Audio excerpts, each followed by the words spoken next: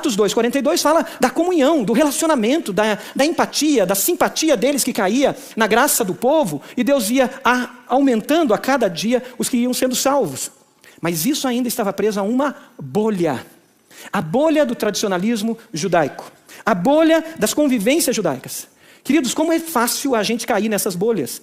A gente começa a viver o nosso pequeno grupo, a gente vive estilo de vida discipular, a gente tem comunhão, a gente cuida um do outro, a gente liga para ver como é que está, a gente conversa, a gente chora com os que choram, mas só entre iguais.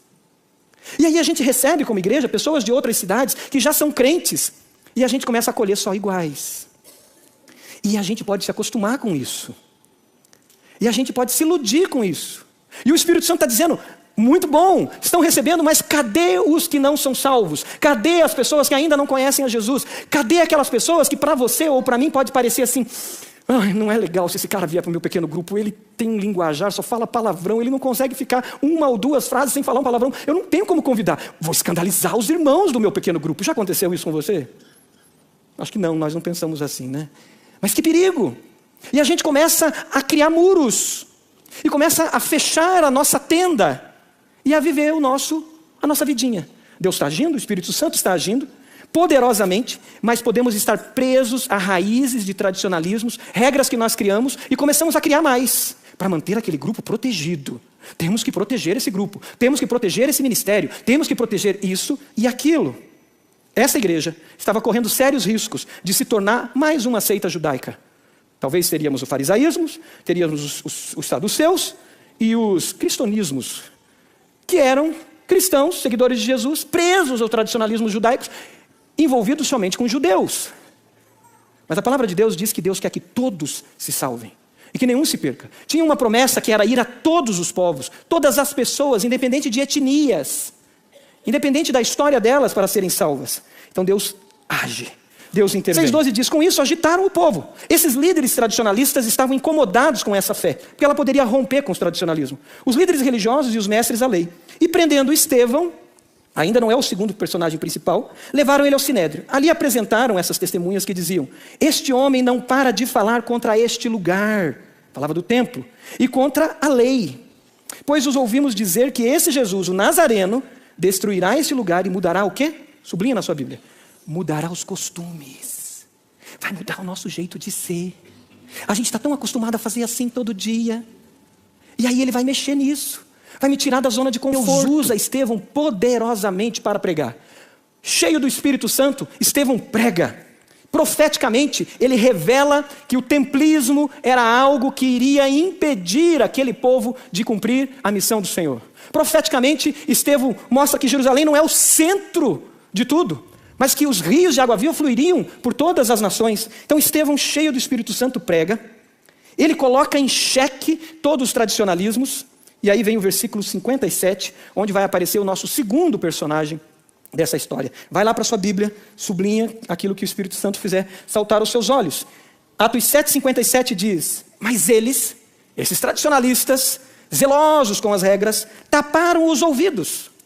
Olha o estágio. Não aguentavam ouvir aquele sermão. E dando-lhes fortes gritos, lançaram-se todos juntos contra Estevão. Arrastaram-no para fora da cidade e começaram a apedrejá-lo. As testemunhas deixaram seus mantos aos pés de um jovem chamado Saulo. Está aqui o segundo personagem. Enquanto apedrejaram Estevão, este orava ao Senhor. Observe essa oração. Senhor Jesus, recebe o meu espírito.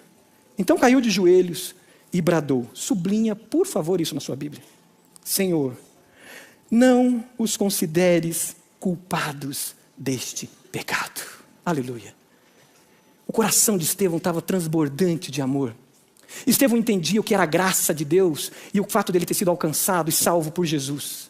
Agora ele olha para o seu algoz, agora ele olha para aquele que o oprime, agora ele olha para aquele que o apedreja, agora ele olha para Saulo, líder daquele motim, aquele que consente com a violência, e ele olha para Paulo e diz: Senhor, não os considere culpados deste pecado. Ninguém segura o vento do Espírito, amém?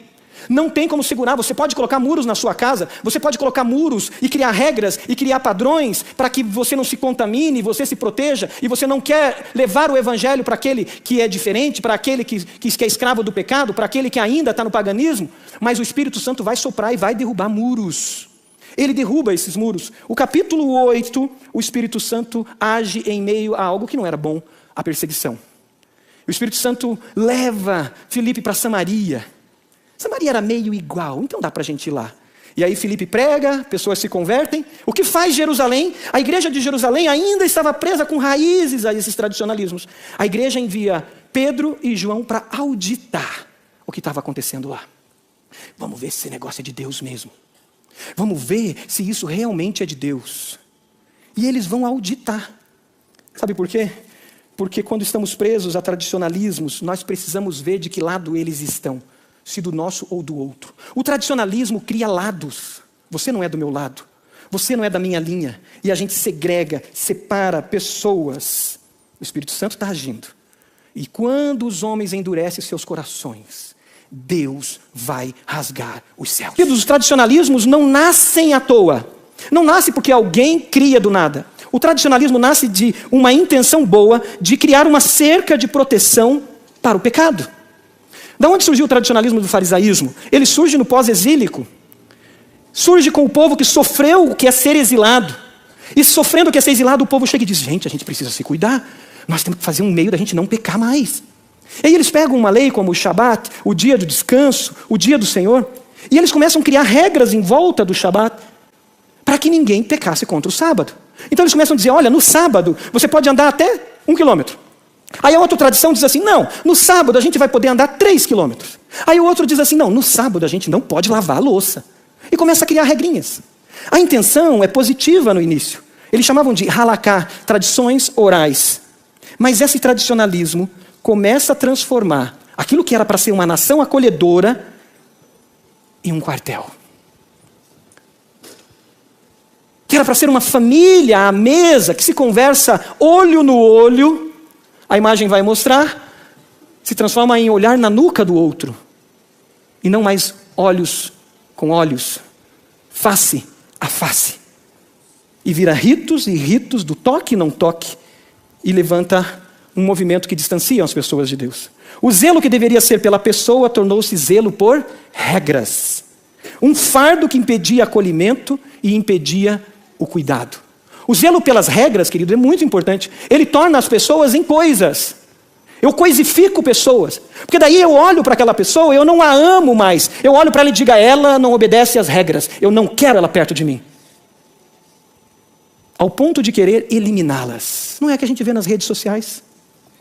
Zelos, ídolos, que as pessoas escrevem: que bom que morra, que bom que morreu.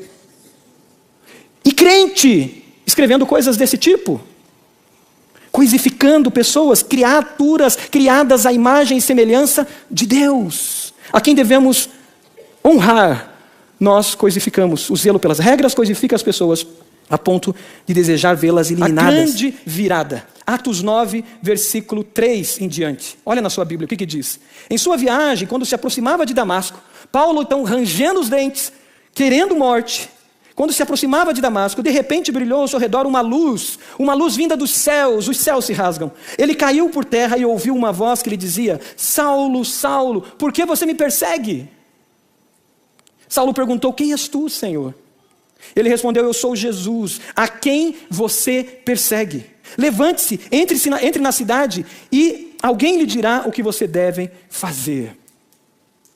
Queridos, talvez a gente esteja construindo muros, talvez a nossa casa está se fechando como uma fortaleza, pensando em proteger os nossos filhos, pensando em proteger, mas o vento do Espírito vai derrubar essas fortalezas, para que vidas sejam salvas. Talvez tem pessoas que você não acredite na conversão delas, mas esse povo aqui orava por Paulo. Sabe por que eles oravam por Paulo? Pela conversão de Paulo e de outros?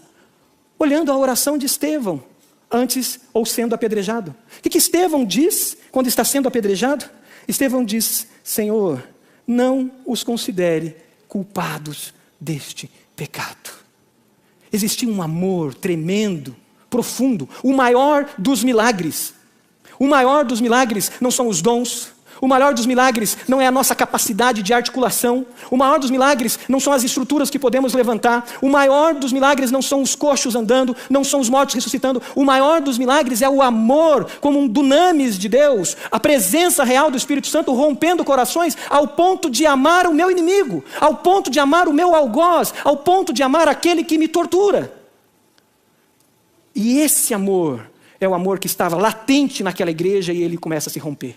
Agora, Paulo ouve Jesus. Quando perseguem você ou me perseguem por causa do Evangelho, eles não perseguem a mim, eles não perseguem a você, eles perseguem a Jesus. E aqui nos ensina a orar como Jesus nos ensinou a orar pelos nossos inimigos.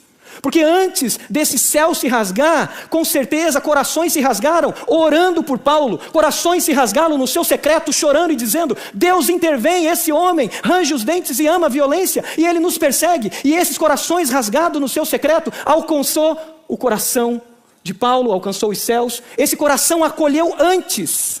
Queridos, é isso que tem que acontecer no meu pequeno grupo, é isso que tem que acontecer você com seus filhos em casa, no seu culto doméstico. Nós temos que rasgar o nosso coração orando pelo político mais corrupto que existe, orando pela pessoa mais promíscua que você conheça, orando por aquelas estruturas demoníacas que tem na nossa sociedade, dizendo: Senhor, caia por terra em nome de Jesus. Orando por pessoas violentas, orando por pessoas tão pecadoras e tão escravas do pecado que você talvez não acredite na conversão, mas você, por fé, você entra nos céus em oração e diz: venha o teu reino, Senhor, sobre a vida desse homem que parece que nunca vai se converter. E nós vamos ver os milagres de Deus acontecendo. Alcançar e acolher começa dentro do nosso coração com as nossas orações. Temos orado por pessoas ou temos falado mal delas? Temos orado e chorado por transformação na vida de pessoas, ou a gente fica digitando, falando mal dessas pessoas?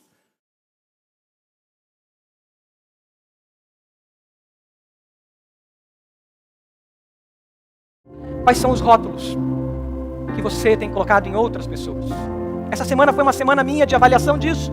Essa palavra mexeu comigo enquanto orava, enquanto meditava nessa palavra. E eu vi que eu coloquei rótulos em pessoas.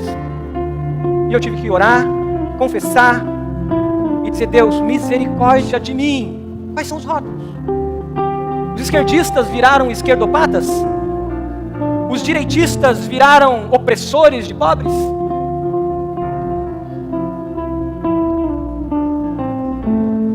O pecado está na mão somente de um político, dos políticos? Isso é coisa de pobre, preguiçoso? Isso é coisa de rico, arrogante, opressor? Não, esse é gay. Não, esse é homossexual. Ou não, essa é prostituta, essa é mulher fácil. Não, esse é explorador. Não, esse é mentiroso. Quais são os rótulos que nós temos colocado nas pessoas? Quais são os rótulos que têm gerado ódio em nós e feito de nós religiosos, fariseus, que mais apontam o dedo do que andam com a toalha e a bacia? É tempo de confissão e de arrependimento. Quais são os rótulos que têm impedido a gente de passar por Samaria?